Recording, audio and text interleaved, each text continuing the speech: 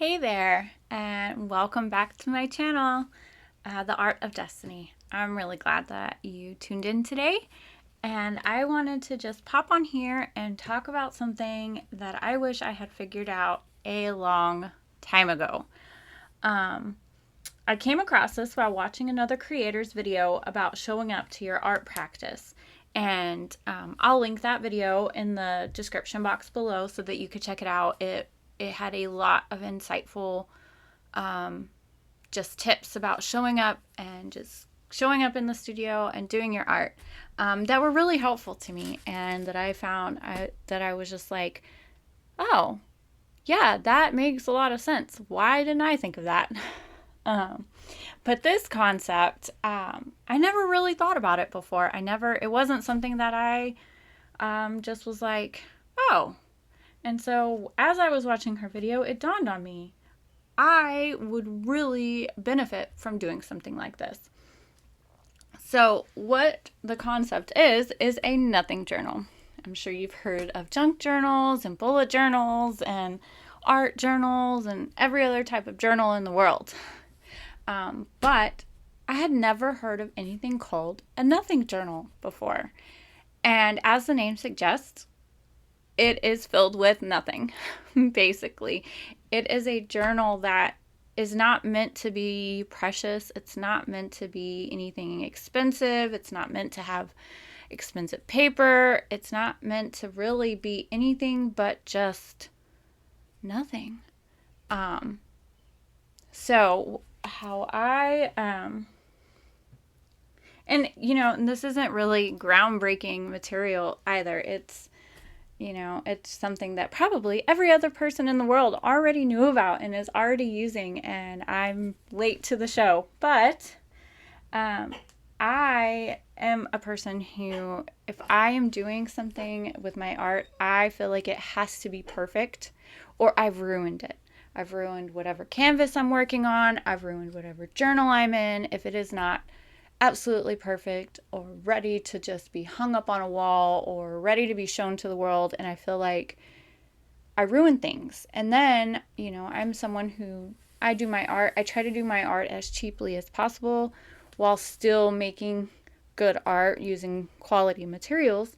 But I feel like, sometimes I get discouraged or I decide to not do something because I'm like, well, that art journal cost, $25. And if I ruin one page, I've ruined the whole journal. And then now I can't use it. And then now I just wasted money. But with these, I feel like I can ruin this because it costs $1. And if it's ruined, I can rip the page out or I can just throw the whole thing away. And it doesn't matter. So nothing journals are basically where you put the things that don't matter, but you need to get out, basically. It helps a lot with what I call perfectionist syndrome, which is what I feel like I hold myself to. So I feel like I can come in here and just completely make a mess, and if it's not perfect, it doesn't have to be. Like I said, it's not an expensive journal. I mean, I got 4 or 5 of these at the dollar store. They were $1.25 a piece, and I think Walmart sells them, and they're probably the same price, close, $1, maybe $2 with inflation nowadays. But I mean, they are not super expensive, and they are not where you're gonna put your masterpieces. I mean, and if that's what you want to put your masterpiece in, go for it. But for me, I'm just wanting to use these as somewhere that I can loosen up before I start a painting, or I can just make a mess to get all of the extra energy I have out. So let's talk about what could be used as a nothing journal. Like I said, I have these composition books that I got from the dollar store. I bought 4 or 5 of them, and they are literally just the plain composition books. I got lucky and they had some with cool designs on them. So like this one has avocados, and I'm currently using the llama one But I also got just the normal black and white composition books too. And I am actually running two right now. You can do just one at a time, or you can do two. This is my main one, but this one I use more for like my like when I was doing the abstract April, I was using it to kind of keep track of what I like materials I was using and things like that. And then sometimes I would just paint in it as I like wipe off my paintbrush in it and stuff like that. But you might also want to use like copy paper. You can take copy paper, fold it, and attach it with washi tape.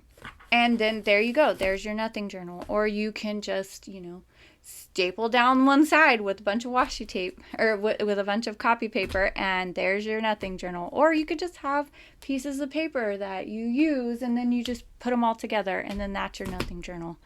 Notebook paper, you can use that. You can really use anything that is just not precious to you, and it's just something that you can just throw paint in and slap paint down, and it doesn't matter if it's mud or if it's a disaster.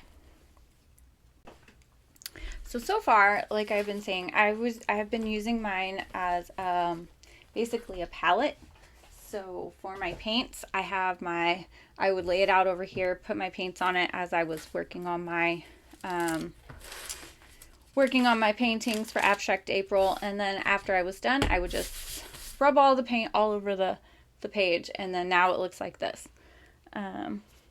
And it's okay, and I don't mind if it just made mud, or if it, maybe it made something that looked pretty and it might inspire me, and maybe I'll go back and do an actual journal page in here to make like I like these colors together, and like the texture is pretty cool and things like that. So I might, use this later on to make a journal page.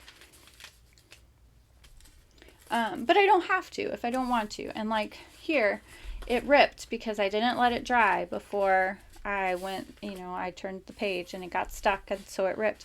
But that doesn't matter because it's a nothing journal. So my page can be ripped, and it can be, I tried to blast this with a heat gun and it got burnt on the page, and that's perfectly fine. How I set mine up, and I do this mainly because I use a lot of mixed media, and I know I'm going to be using a lot of acrylic paint and a lot of different things to do layers. So I will go in and I will put gesso down on a few pages at a time.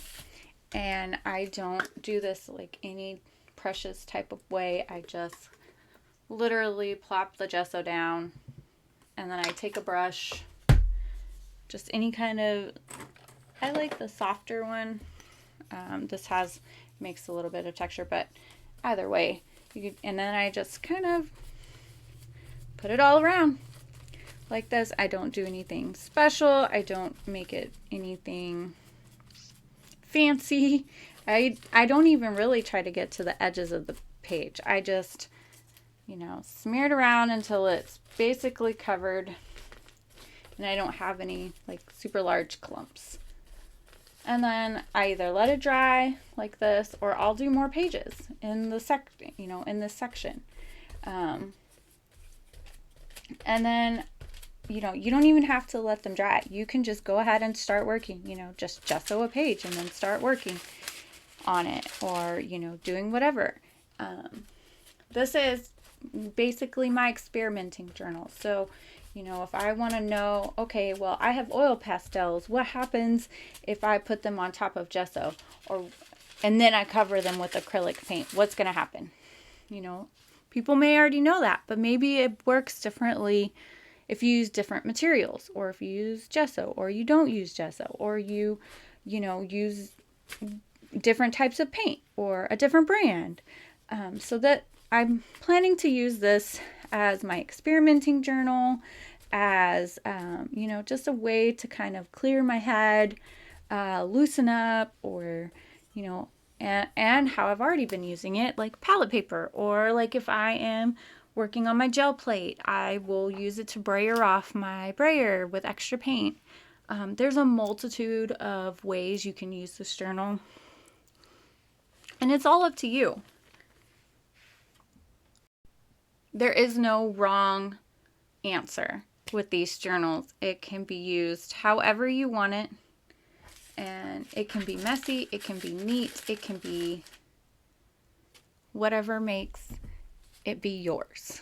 I do want to mention that because I know I will probably get this question, I use these papers in between my pages, and they are literally just dry wax papers that I got in a big old box from Sam's. And I just kind of fold them and I keep them in the pages, and that's just because acrylic paint and gesso tend to stick. Even when it's matte, they still tend to stick to each other, and and acrylic, once you get it on there, it may stick together too if you keep this closed. Or so I just like to keep these in between because they don't stick to these, or if they do, it doesn't rip, or I don't have to like rip it apart. So I do like having those. So if you notice, I have the pages with these in between.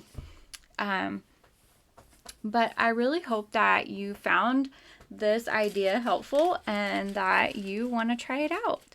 And if you did find it helpful, I want to encourage you to like and subscribe to the channel, because I will be doing a lot more stuff like this. And maybe if you could share it with someone else, and maybe they would not have heard of this concept. I find it hard to believe, but I didn't know about this, so there could be others who don't either.